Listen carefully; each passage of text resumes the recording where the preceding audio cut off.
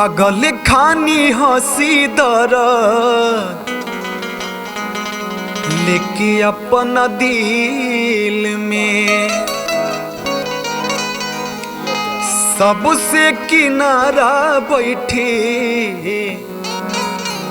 भरल महफिल में होखते अकेले आंसू अखिए में आ जाला होखते अकेले आंसू अखिए में आ जाला प्रीतिया के मारल लोगवा दूर से चिन्हा जाला प्रीतिया के मारल लोगवा दूर से चिन्हा जाला पागल खानी हंसी दर्द लेके अपना दिल में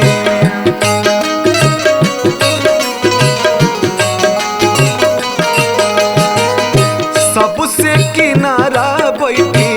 भरल महफिल में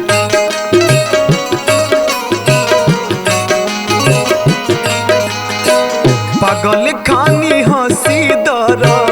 लेके अपना दिल में सबसे किनारा बैठी भरल महफिल में होखती अकेले आंसू अखिए में आ जाला होखती अकेले आंसू अखिए में आ जाला प्रीतिया के मारल लोगवा दूर से चिन्हा जाला प्रीतिया के मारल लोगवा दूर से चिन्हा जाला बार ब्यासी बा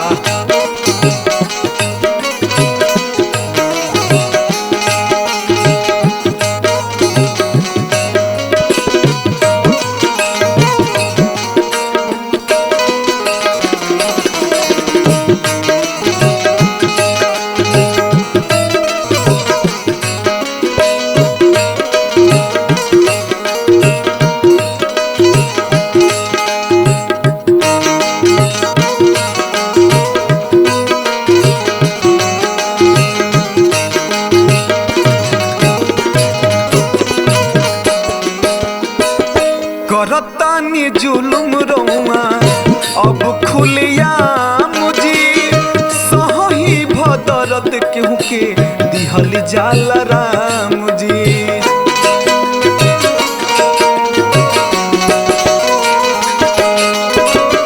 करतानी जुलुम रौआ अब खुलिया मुझी सही भदरत केहू के दिहल जाला राम जाला राम जी देहिया के मास चिंता फिक्र में सुखा जाला देहिया के मास चिंता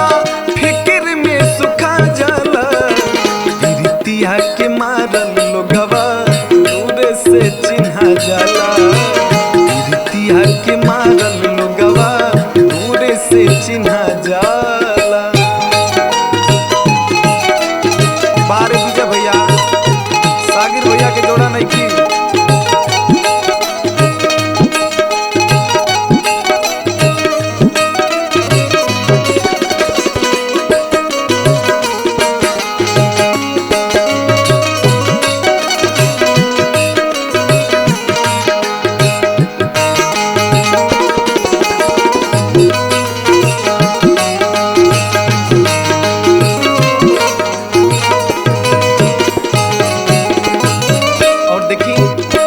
आखिरी में भैया का भाव बाटे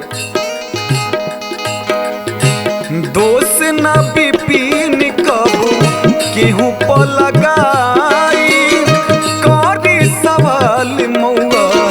कहवा भेटाई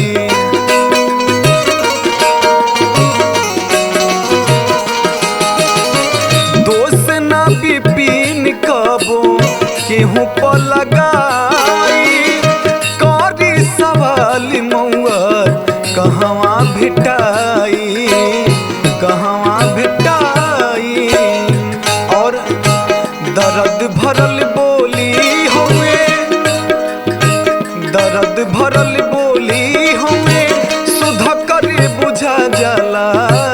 दर्द भरल